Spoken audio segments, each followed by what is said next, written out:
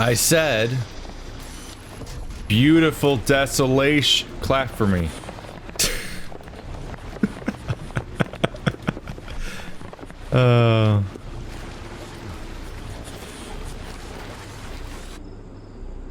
Where is reclaimed nature gonna take me? I'd expect it to refer to, like, you know, this area has been reclaimed by nature, but instead it says reclaimed nature, which makes me assume that the nature has been reclaimed by people, like the opposite of what I would think it means, and that's a little confusing. Fuck! I just ate a bug. Yeah, you're covered in them. Mist rises from the dead city below. I mean, all things considered, eating a bug is not that big of a deal. Unless it's like a super evil bug.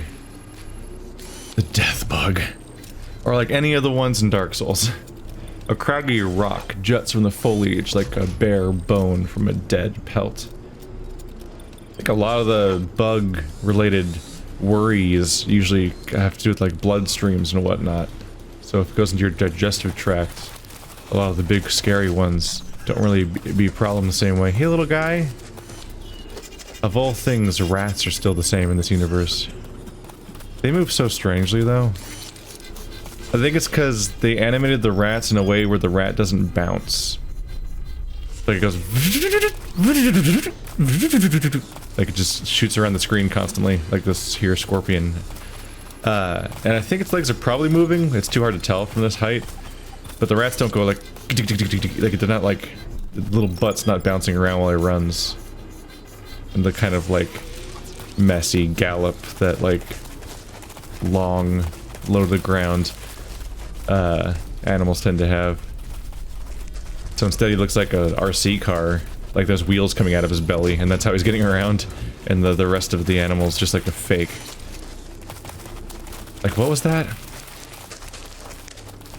There was some media somewhere where like somebody had like a cat drone.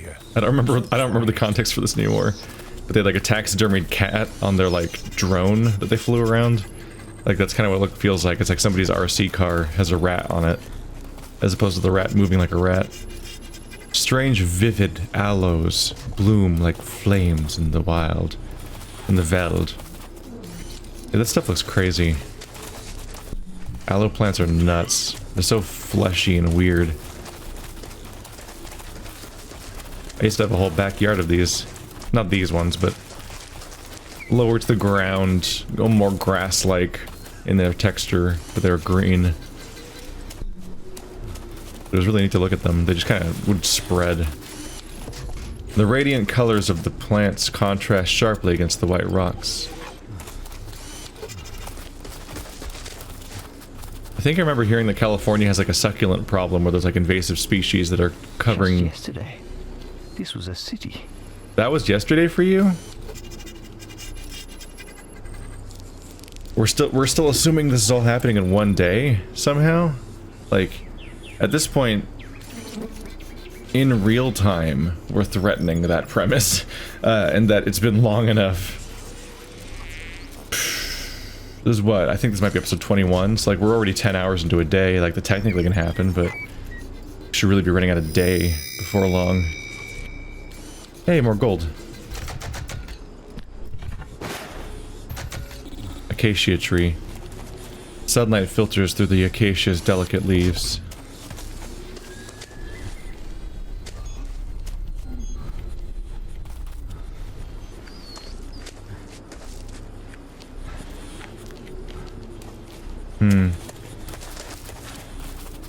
I'm not seeing anything. It seems like this is just a really pretty location.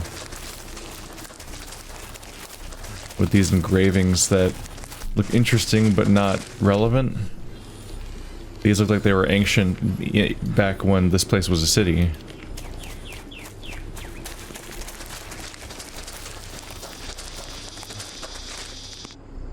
I'm not used to an indie game, like an indie adventure game, for example, being so reckless with its geography. Like, they have so much square footage that they're just like, they just kind of throw out there, and it's like, doesn't that look nice? And that sometimes that's all there is to do there is like pick up like a piece of gold and that's it. There's no puzzle, no characters, just an environment. I'm coming for you. It's interesting in part because so many games are so economical with all of their resources because like they don't want to make more because making more is such a strain. But given how detailed this place is, like I think they must have like a system. Like they must have like some kind of system that makes it relatively quick to put out these shockingly detailed environments. Because like I feel like Stasis and Kane weren't that long ago. Whereas when I see a game like this from like an indie developer that's like, they're like, we only have a couple of people on our entire staff or whatever. It's like, I always expect to hear like, and we worked on this game for 6 years. How bad could it go? And I die immediately.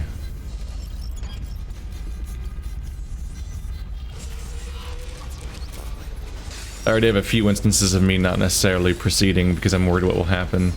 So I figured in this one case, I'm just gonna go for it. What can go wrong? Ha ha ha ha ha ha. We're gonna die. Can I go in here? No.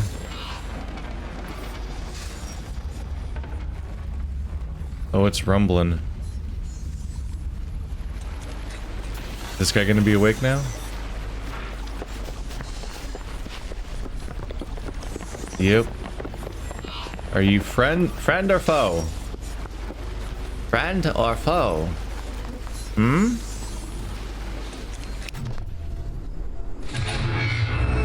Life giver, savior, redeemer, you have brought me back. You tore my broken body from the depths of darkness. You are so small and human.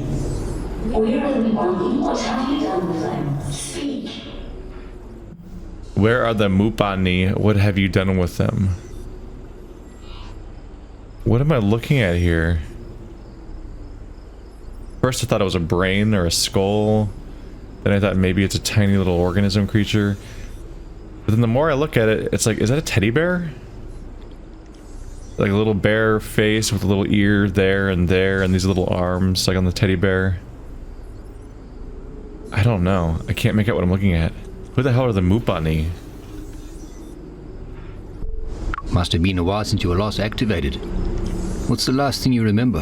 The Mupani, the builders, they started up the war network. I waited for them to return to me. I waited through the rain and fire and the storms of dust that shred the metal from my very home. And when I could wait no longer, I descended into darkness. I've heard some speak about the Mupani. Who are they? They were creators. They were the wardens. They were little peaceful and benevolent. If we are no longer here, then this world is an emptier place. I will warn them. They deserve better than to vanish. But it seems that their work is on. And you, human, what do you want with me? I need access to the Warden network. You humans are all the same. You create without thought. You destroy without warrant. You expect those you leave behind to forget what you have done to them. I witnessed what your kind did to the agonies. How you programmed them to slaughter and hate their own brethren. It wasn't me. It wasn't us. You say that, yet you want my servitude. Not servitude, no. I'm asking for your help. What is that you want? I need to access the city of Vars. I know there's a warden there, but it isn't accessible anymore. My second processor is damaged. Without it, I cannot access the warp network. It is Mupani technology specific to warden guardians. Without one, the warp network remains locked off. I'm sorry you came all this way for nothing.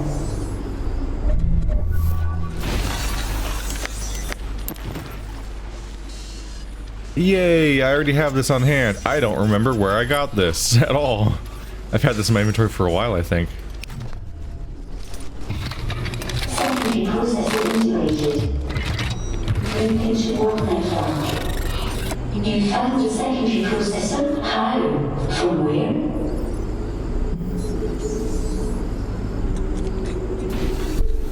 I found another Guardian.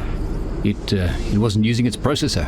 If we while the Nexus Guardian died, your warning was lost for days. Hackers would be lit. Offerings would be made. But now we are nothing but scratch, repulsed, and then cobbled together. This was the young Guardian. Its mind still forming. It had not travelled far. Not yet mapped the wardens.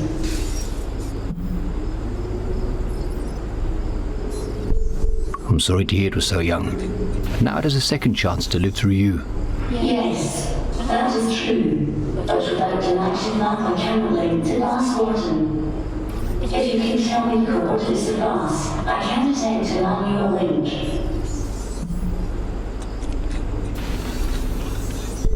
Where could I find those coordinates? But I do not know. I'm the Nexus Guardian. I maintain the Wardens. Bring me the coordinates, and I will link the Warden. Until then, the network remains as it is.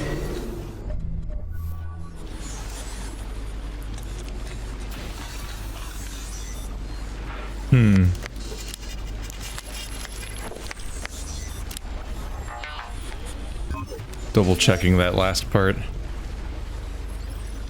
I maintain the Wardens. Bring me the coordinates, I will link to the Warden.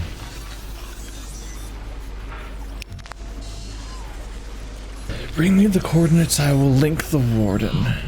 On hand we have a portal spawner, transponder.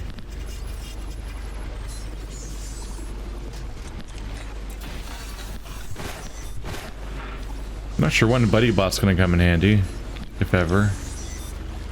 These are both tied to the nests. Necrosis stimulation tank.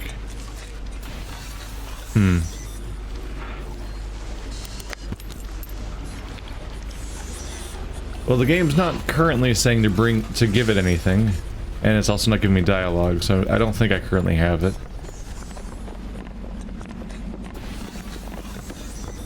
Bring me the coordinates.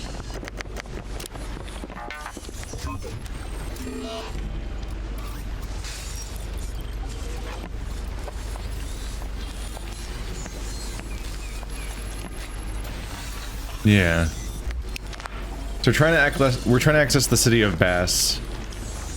And I need to find the coordinates to Bass, and then she can try to do a manual link to it once she has coordinates.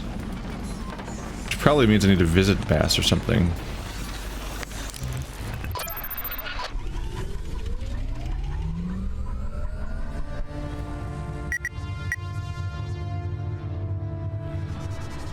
The Hanging Nexus. This is Nyama Ruins train station Halcon Hangar.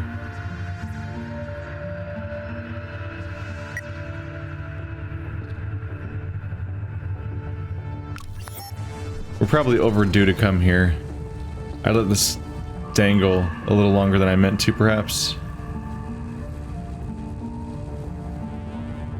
So let's see what happened to the Chizunyama.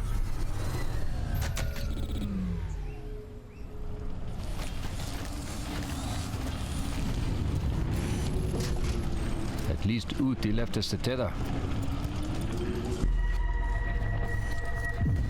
This is one of the big ones we need.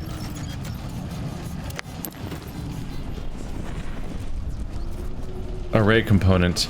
The tether performs the trillions of calculations needed to keep the wormhole boundary active. Let's create a category down here for those. Bottom right corner, permanent upgrade items. Bottom left corner, my primary objectives. Put them right here. I think that's my first time having one. Seem to be denoted by that red banner. I technically earned this a while ago. I just kind of let time pass for the implication of this war that happened. The painted walls of the hut are blackened with soot. Not a single dwelling in the village has been left unscathed. So at the end of the day, the Chizunyama were correct not to trust me. I led to their downfall. All life in the village has been annihilated. Were the slaves freed? This bridge is down. The wooden planks lie in jagged splinters.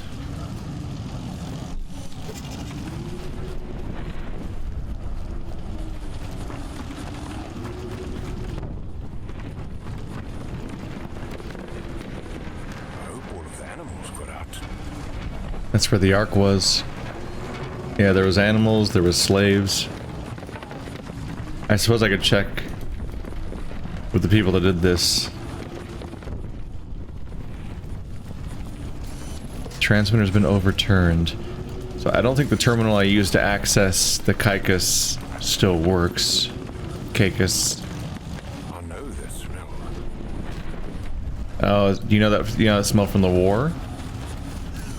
The ravaged vessel stands forlorn in the midst of the smoldering village. It's the smell of cooked flesh. The legs of the tower have been chopped to pieces.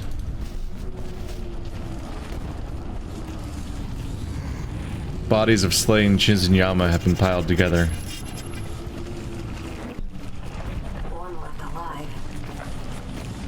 The herb's charred remains emit a bitter smell. Yeah, that escalated quickly.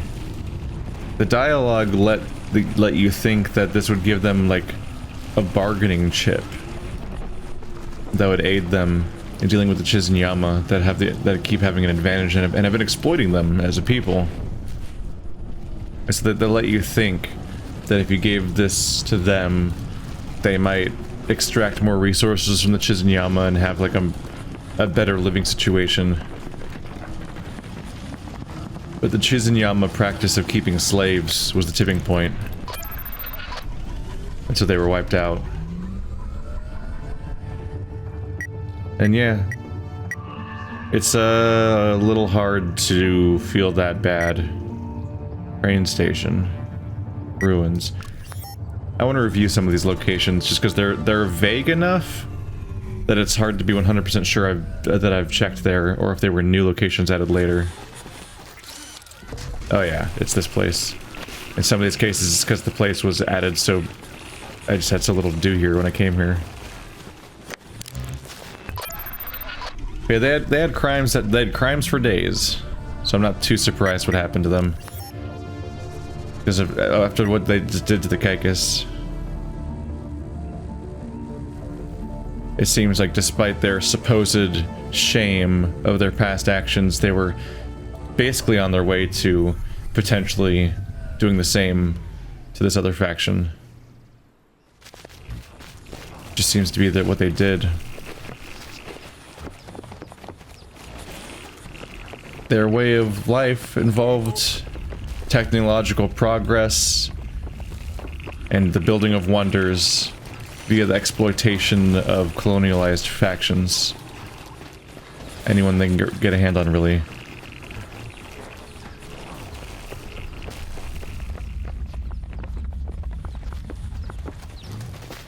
I've been here before, but I'm trying to remember what it was. Why is she laughing? Yeah, this is the place with the weird golden roofs.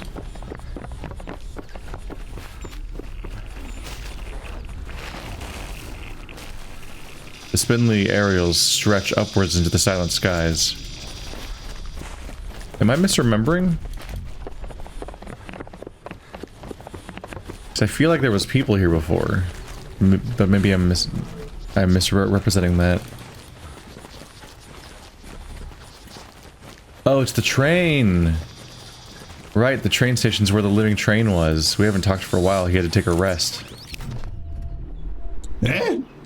You look familiar. It's Mark. Remember? Yes. No. I can barely hear you. Speak up! What was your name again? It's Mark. You were going to give me a history lesson. Yes. History lesson. Right. The Chizunyama live to the north of us, in Zozo. They're building another newfangled contraption to take them away from this place. The first one they built crashed over in Vesta.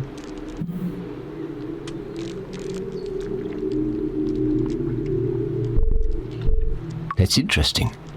Have you heard of the array? Yes, the array is what brought on our doom. Dragged the Penrose into the world. I visited the pylon in Slag once. There were 3 of them. 2 pylons in Vesta, 1 in Slag. Tulip loved Vesta. She was much younger than me. Pretty as a tulip. No way such a looker would fancy the dirt poor son of a preacher. I watched her from a distance. Each week, she would travel between towns, peddling her trinkets. I would chase the trains all over, just to keep close to her. I played it casual, got myself cleaned up all nice. Hope she would notice my spiffy new clothes. She didn't. Where was I? Did I tell you how I met Tulip? Yes. I need to rest. Come back later. Oh, this poor guy. He's barely hanging in. It seems like everything you can possibly bring up reminds him again of Tulip. And I wonder if that's like the single obsession that's keeping him sane. Is he keeps thinking about Tulip, and so like all he has left is to think about it and love that one thing. And so all of his memories are like tied to Tulip in one way or another, because those are the ones that they're sticking around because they're tied to Tulip. Eh? Hello? Hello, Longololo. Where were we? Ah, yes. Hello? Are you there? Yes, old timer. I'm right here. Please go on. Yes. The Ascendancy is the name for the tribulationist hierarchy. Darius at the top, living on the Penrose, hanging over Babel. Beneath him, the priests, watching over the games or plotting their schemes. Then, the witnesses and the flock. Flocks of birds keep me up at night, all their flapping and their chirping.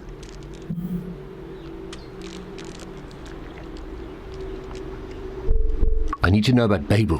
Please, Longololo. Babel was formed before the doom. It rose from the ocean floor, just as mysteriously as the Penrose appeared.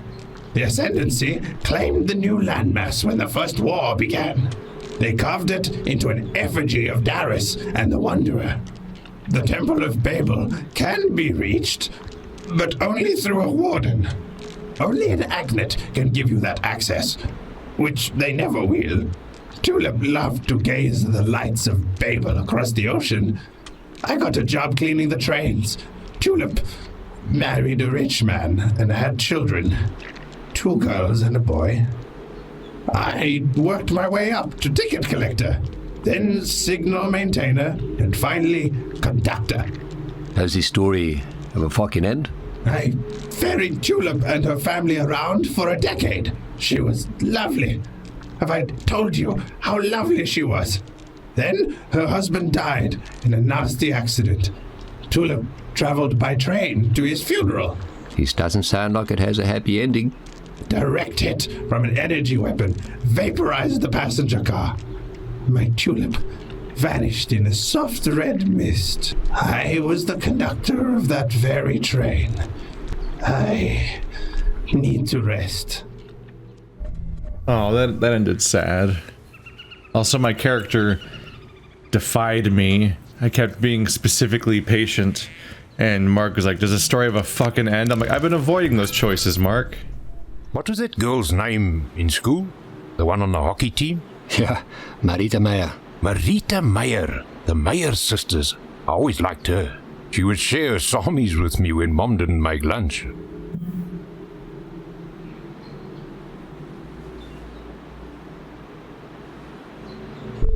When did Mum ever skip on making lunch? Well, never, but Marita didn't know that. I got to share lunch with a pretty girl and eat a bit extra.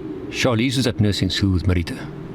She went to work at Ballard Hospital. I can imagine those two being friends. They both loved animals. I thought you would become a vet.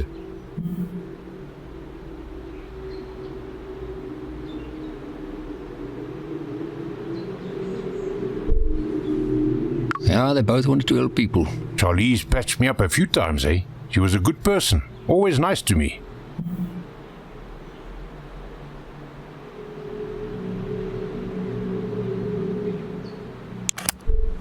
Oh, she was too good for either of us. I loved her, Marky. I miss her. We've still got a lot of ground to cover. Let's go. They were pining after the same woman. The same one that was in the car. In the crash, apparently. Sounds like I haven't been visiting here very much. But I've had the opportunity to keep coming back. I guess I'm used to the idea of it being like a story lock when somebody says let's talk to them later, which it usually is. Usually I have to go do something else. But it's funny, I've tried this exact thing of just leaving and coming back on on other characters, and I think it's never worked. But this was the time it would have worked. Also, this guy's Snape. Old friend, I missed you. Nobody comes to see me anymore. My wheels are fused. I will be rotting away in the African sun for eternity. I'll keep you company and you can tell me some more interesting stuff. Let me tell you about the boss. I visited the boss once as a train. Horrid folks. Very pretentious. Love to tell endless stories about their great past. They would go on and on about what the world was like before the Penrose came. Really annoying bunch. That sounds familiar. Say again? Now, what was I speaking about? Boss. Bas, yes. An ancient people, those Bas were. The scientists and great minds of the old world. They built an empire, traded with over 100 settlements. They grew powerful. The Ascendancy got worried. The Bas started working on a weapon that would destroy Babel. But before the weapon could be deployed, the priests rained down destruction on the Bas. The sky turned black. Every single Bas, man, woman, and child, were turned to ash, wiped from existence. Ah, that doesn't sound good. There's no good left in this world, my boy. I remember the Red Agnets. It was those red metal masters that reinstituted the rail service. A massive engineering project was underway to expand the Warden network. Coal and iron needed to be moved vast distances, and trains were ideal. Trains. Tulip. Trains. Whole life is tied to trains and Tulip. He's so huge, by the way. Look how huge this train is. How far over the rails it goes. Like, this looks like a human skull and jaw and so on, which I don't know how you get that big exactly. Be this living train. This is important though. It's lucky too. I didn't plan this. I was kind of just flying around, checking places out, and here we have a connection to the boss. That's what we're looking for.